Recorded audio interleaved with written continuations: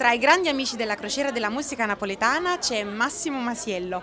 È il grande ritorno a bordo. Massimo, come ti senti? C'è tanto fermento, tanta emozione. Che atmosfera si respira qui a bordo della MSC Musica? Io ci manco da 6 anni, sono Wow! felice, sono passati 6 anni, penso. Sono felice di ritrovare anche perché ritrovo voi, Spinosa, siete meravigliosi. Tra l'altro la Scoop Travel è un'agenzia straordinaria e devo dire la verità, c'è grande emozione, grande fermento perché si ritorna alla vita dopo 3 anni di insomma, isolamenti e quant'altro, e quindi mi auguro soprattutto di emozionarmi, perché io quando mi emoziono devo emozionare il pubblico si emoziona attraverso la musica, la nostra cultura.